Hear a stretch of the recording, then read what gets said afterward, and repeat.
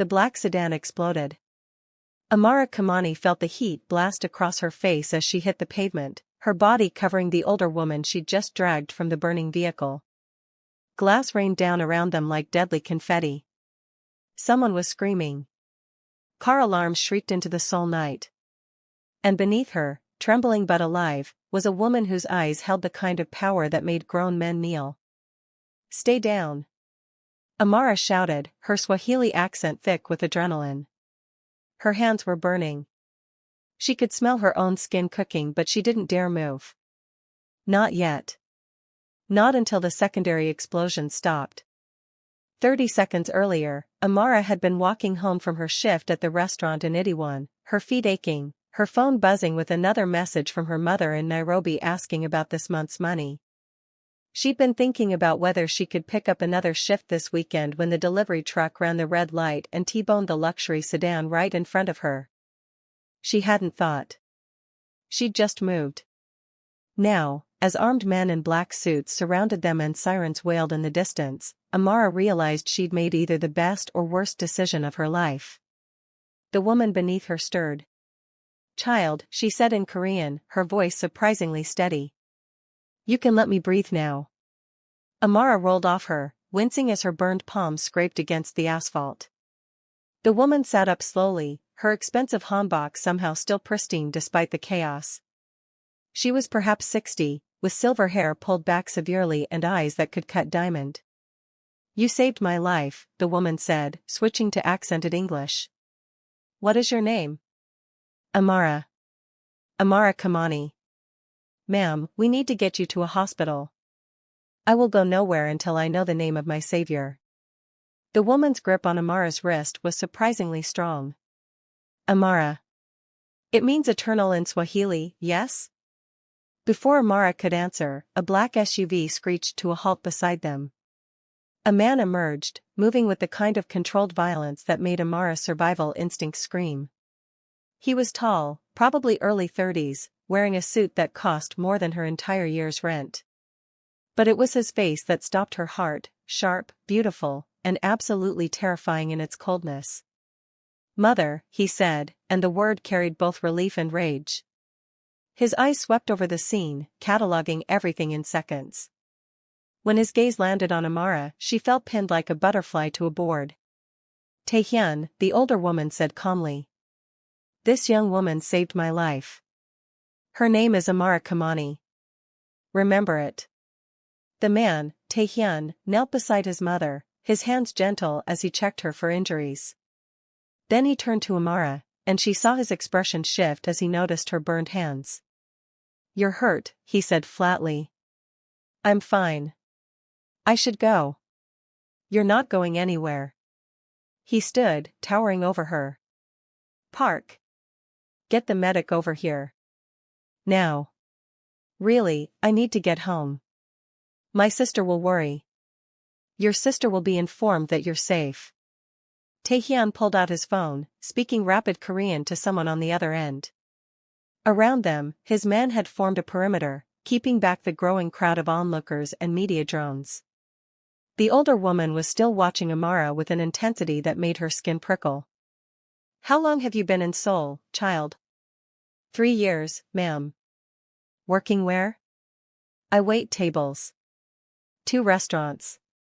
"Sometimes I do translation work." Amara stopped, suddenly aware of how pathetic her life must sound to these people with their armed guards and luxury vehicles. "She works herself to exhaustion sending money home to Kenya," Tae-Hyun said, still scrolling through his phone. He glanced at her. "I know everything about you now." Amara Kimani, 26, visa sponsored by Seoul National University where your sister Zawadi studies nursing. You send 3/4 of your income to your mother and 2 younger brothers in Nairobi. You have 17,001 in your bank account and your rent is due in 4 days. Amara felt violated and terrified in equal measure. "How do you?" "Because I needed to know if you were sent to kill my mother." The words hung in the air like poison gas. "I would never." "I know. If you wanted her dead, you wouldn't have 3rd-degree burns on both hands." His voice softened fractionally. "But I needed to be sure." The medic arrived, a young woman who began treating Amara's burns with swift efficiency.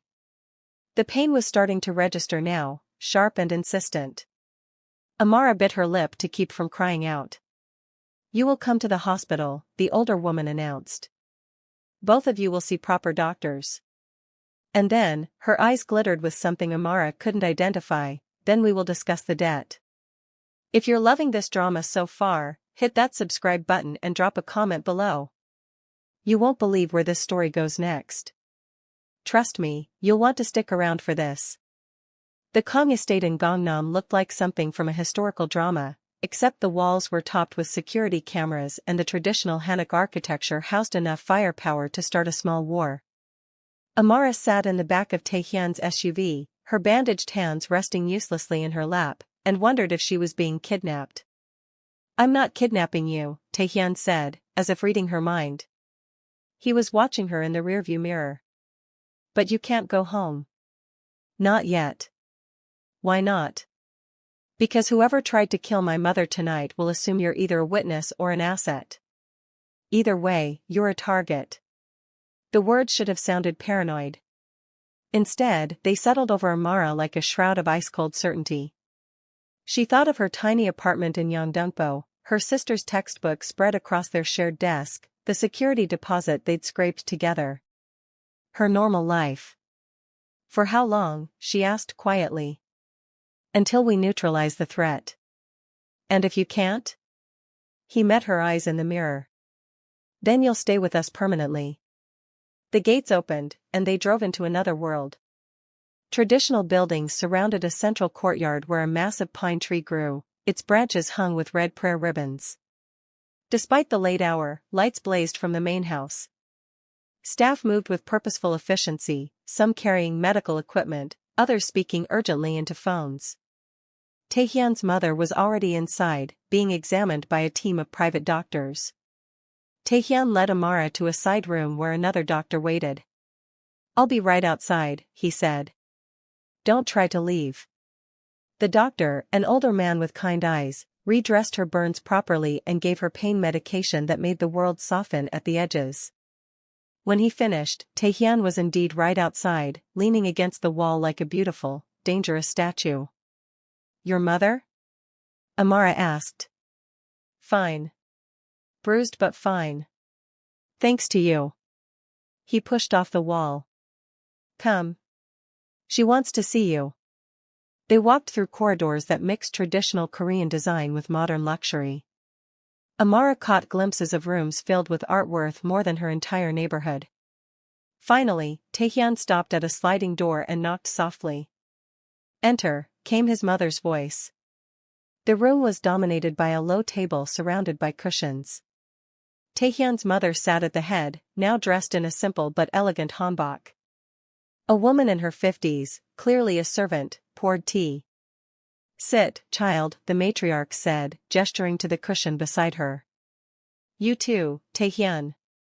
Amara lowered herself carefully, her burnt hands making the movement awkward. The servant poured her tea, and the older woman studied her with those penetrating eyes. "Do you know who I am?" she asked. "No, ma'am. My name is Madam Choi Mi-sun. My late husband was Kang Jae-sung. Does that name mean anything to you?" Amara shook her head, then stopped as a memory surfaced, whispered conversations among Korean customers at the restaurant, the way people would lower their voices when certain names were mentioned. Kang. The Kang family. The syndicate that controlled half of Seoul's underground. Her face must have shown her realization because Madam Choi smiled slightly. "I see you understand now. My husband built an empire before he died. I have spent the last 10 years maintaining it. My son," she glanced at Tae-Hyun, "has spent the last 5 expanding it. We are not good people by conventional standards. But we are people of honor. Do you understand the concept of life debt in Korean culture?" "No, ma'am. When someone saves your life, they become responsible for it. You are bound together. In the old days, such a debt could never be repaid, the saved person would serve their rescuer for life." She paused. "But there is another tradition." When someone saves a family's matriarch, they become family. Not servants. Family. Amara felt the room tilt. Ma'am, I don't. You saved my life, Amara Kimani. You gave me back my future, my son's future, the future of everyone who depends on us. That is not a debt that can be repaid with money. Madam Choi reached out and took Amara's bandaged hand gently. You are my daughter now. And you will marry my son. The teacup fell from Amara's other hand, shattering on the table. Mother, Tae-Hyun began, his voice tight. It is decided, Madam Choi said with absolute finality. She is brave. She is selfless. She acts without calculating the cost. These are the qualities our family needs. The qualities you need, my son. Amara found her voice. Ma'am, I just did what anyone would do. No. Most people would have run from an exploding car. You ran toward it. Madam Choi's eyes softened. I have seen many things in my life, child. I know destiny when it presents itself. You were meant to save me. And I am meant to save you in return. I don't need saving. Don't you? Madam Choi's voice was gentle but implacable. Working 2 jobs, sending all your money home, living in that apartment with the broken lock and the mold in the bathroom? Zawadi mentioned it to one of our people last month when we helped with her tuition. Amara's head snapped up. You, what? We sponsor several international students, Tae-Hyun said quietly. Your sister earned her scholarship legitimately. But yes, we've known about you for a while. The room spun. Nothing was real. Nothing made sense. I want to go home, Amara whispered. You are home, Madam Choi said. And you will stay here, where you are safe, where you are family. Mrs. Han will show you to your room. The servant, Mrs. Han, stepped forward with a gentle smile. Amara wanted to argue, to run, to wake up from this insane dream. But her burnt hands throbbed, her body was crashing from adrenaline, and some deep instinct told her that arguing with Madam Choi was like arguing with the ocean. She let herself be led away. Behind her, she heard Tae-Hyun's voice, low and angry, Mother, you can't just. I can and I have. She is family now. Protect her accordingly. The room Mrs. Han showed her to was larger than her entire apartment. Western bed, traditional furniture, a bathroom with a tub big enough to swim in. Through the window, Amara could see the courtyard and that ancient pine tree, its branches moving in the night breeze. Rest, miss, Mrs. Han said softly. Everything will make more sense in the morning. But when morning came, nothing made sense at all. Amara woke to find her sister Zawadi sitting at the foot of her bed, arms crossed, expression caught between terror and fury. Are you insane? Zawadi hissed in Swahili. Do you have any idea what family you've gotten involved with? I didn't get involved. I pulled a woman from a burning car. You saved Madam Choi, me son. The Kang syndicate's matriarch. Amara, these people are dangerous. They're criminals. I know that now, Amara sat up, wincing at her bandaged hands. But what was I supposed to do? Let her burn? Yes. No. I don't know. Zawadi grabbed Amara's shoulders. They're saying you're going to marry Kang Tae-Hyun. The Ice Prince himself. The man who supposedly, she lowered her voice, who supposedly killed 5 men with his bare hands when someone tried to take his territory. That's probably exaggerated. Probably? Zawadi's eyes were wild. There's no probably with these people. You need to leave. Now. Before this gets worse. Madam Choi said I can't. That there's danger. The danger is here. In this house. Zawadi pulled back, pressing her hands to her face. I heard the nursing students talking. The attempt on Madam Choi's life? It was the Park family. One of the other major syndicates. They want to start a war. And you're right in the middle of it. A knock on the door made them both jump. Mrs. Han entered with a breakfast tray. Miss Zawadi, she said politely. You should go to class. Miss Amara needs to rest. I'm not leaving her. Your sister is safer here than anywhere in Seoul.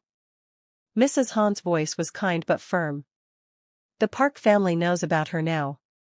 If she goes back to your apartment, she'll be dead by nightfall. The words hung in the air like an executioner's blade. Zawadi turned to Amara, tears in her eyes. What have you done? After Zawadi left, escorted by two of Tae-Hyun's men, Amara sat in her room and tried to process her new reality. She'd saved a life and lost her own in the process. She was trapped in a gilded cage with criminals who called themselves her family. She was staring out the window when Tae-Hyun appeared in the courtyard below, speaking on his phone. Even from this distance, she could see the tension in his shoulders, the way his free hand kept clenching into a fist. Making a decision, Amara left her room. Mrs. Han tried to stop her, but Amara pushed past, following the corridors until she found a door to the courtyard. Tae-Hyun was standing under the pine tree now, phone away, just staring at nothing. I heard your sister, he said without turning. The walls are thin in the guest wing. Is it true? About the Park family? Yes. And am I really in danger? Yes. He finally looked at her. In the morning light, he looked tired. Human. They'll try to use you to get to us. Either as a hostage or a corpse that sends a message. My mother's life dead announcement has been all over the underground network since last night. You're marked now. So I'm a prisoner. You're protected. There's a difference. Is there? Amara moved closer. I can't leave.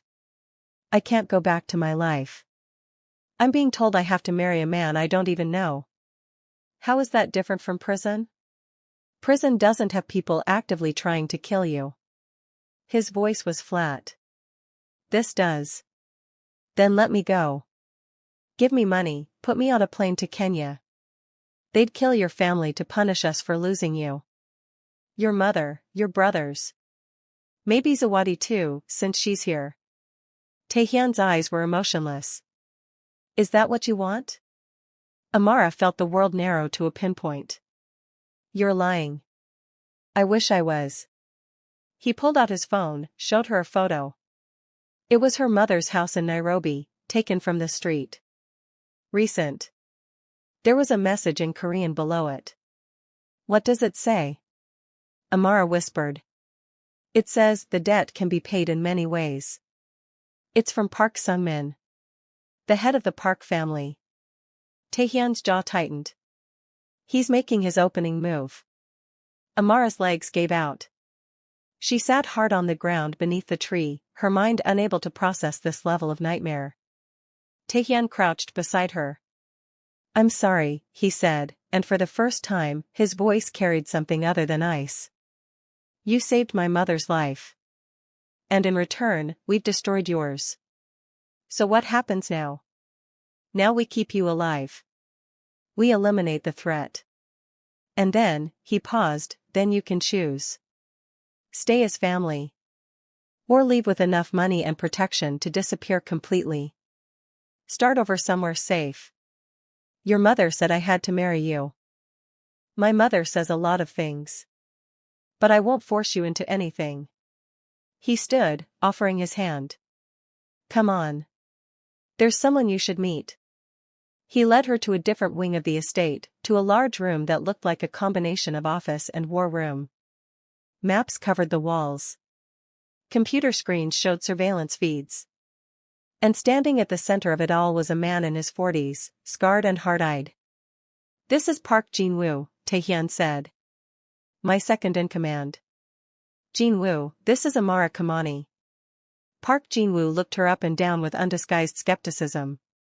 So you're the one the boss lady has decided is family. I'm the one who made a mistake, Amara said tiredly. Saving lives is never a mistake.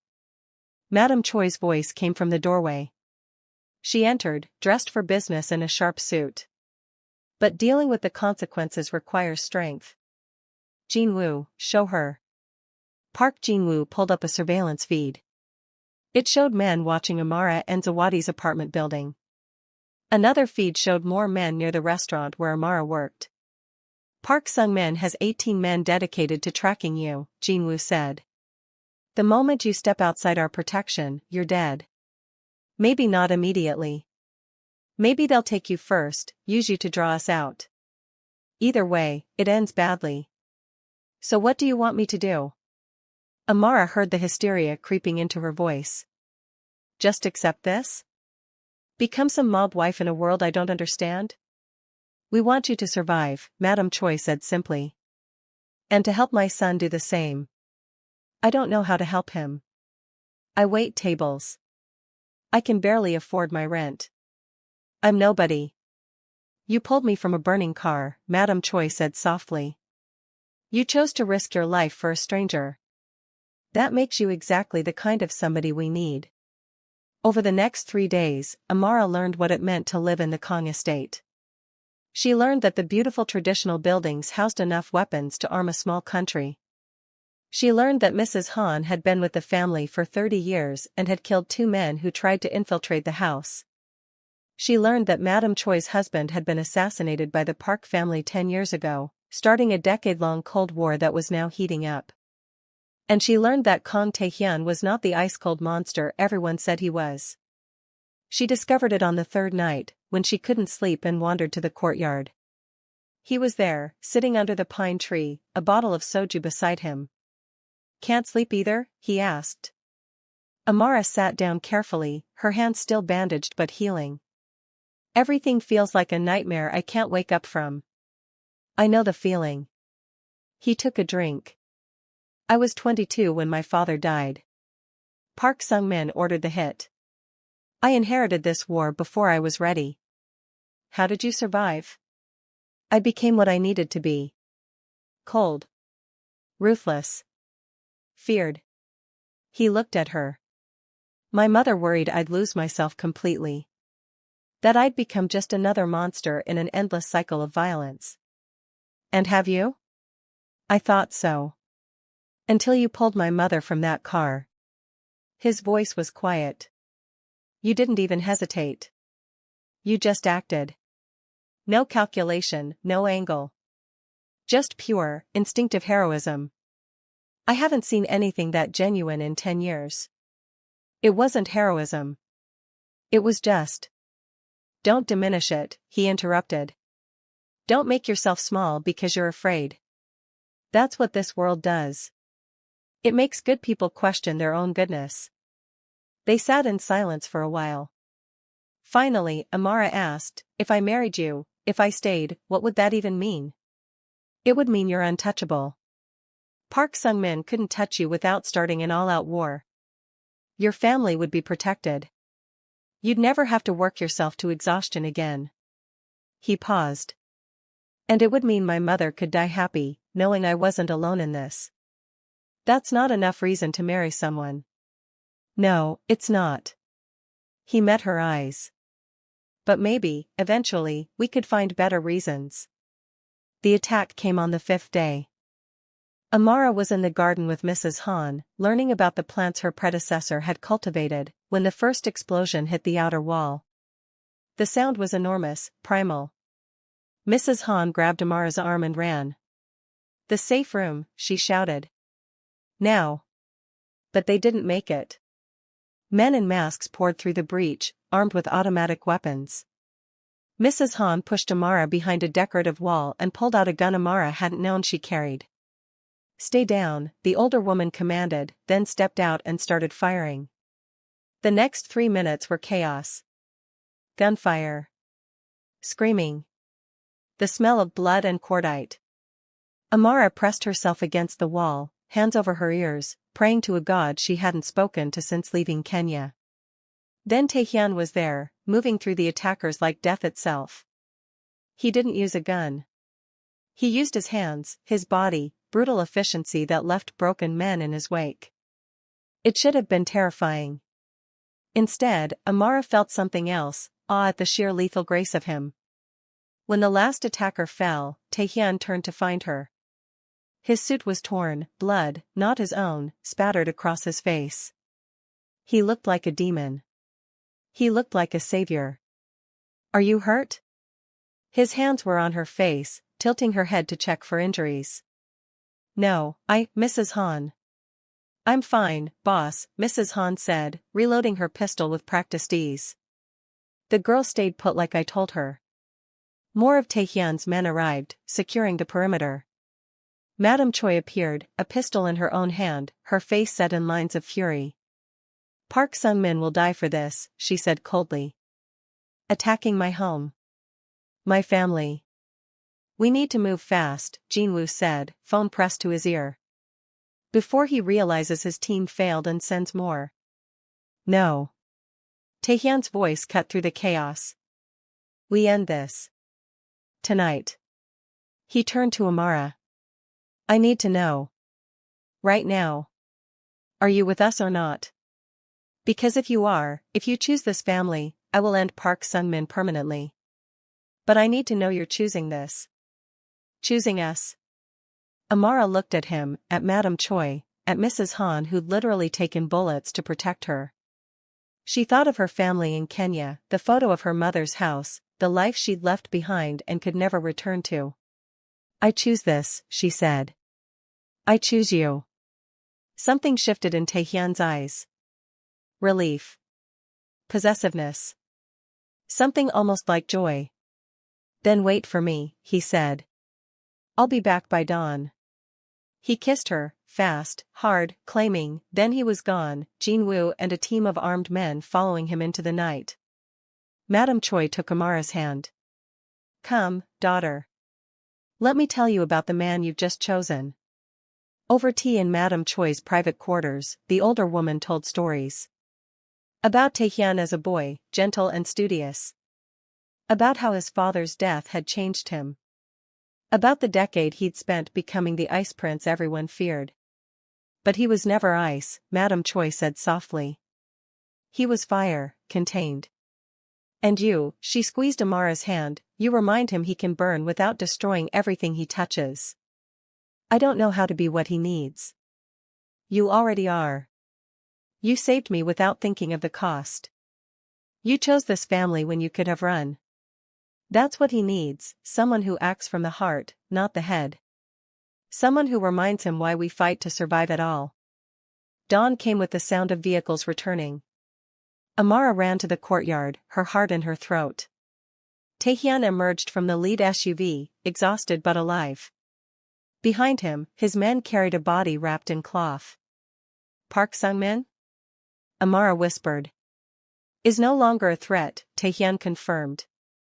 He pulled her close, burying his face in her hair. It's over. You're safe now. Your mother said I could choose. You can. Always.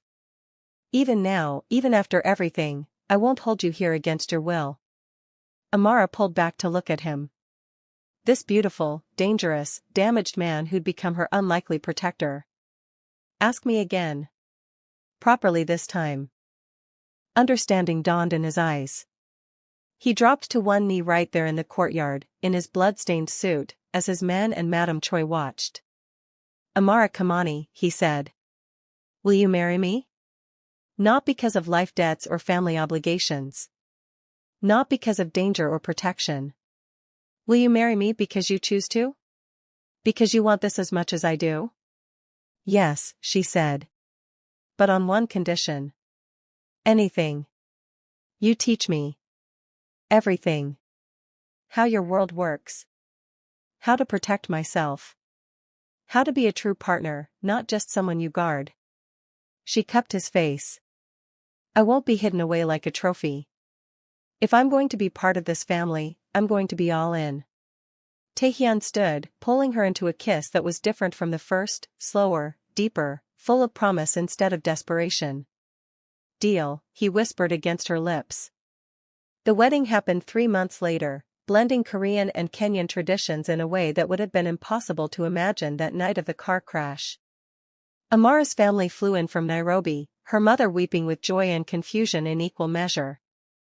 Zawadi served as maid of honor, having slowly accepted that her sister had found something real in the most unlikely place. Madam Choi had planned everything with the precision of a general preparing for battle, which, in a way, she was. Every major family in Seoul's underground attended.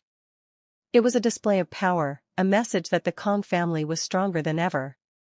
But for Amara, standing under the pine tree in her grandmother's Kenyan wedding beads and a traditional Korean hanbok, looking at Tae-Hyun who no longer seemed cold at all, it was something else entirely. It was a choice. Her choice. As they exchanged vows, Madam Choi stood beside them, tears streaming down her face. Later, during the reception, she pulled Amara aside. "I knew," she said. "That night, when you pulled me from the car. I looked into your eyes and I knew, you were the one who would save not just my life, but my son's soul." "I don't know about that," Amara said, watching Tae-Hyun laugh at something Zawadi said. "But I'm going to try. That's all any of us can do." Madam Choi pressed a small box into Amara's hands.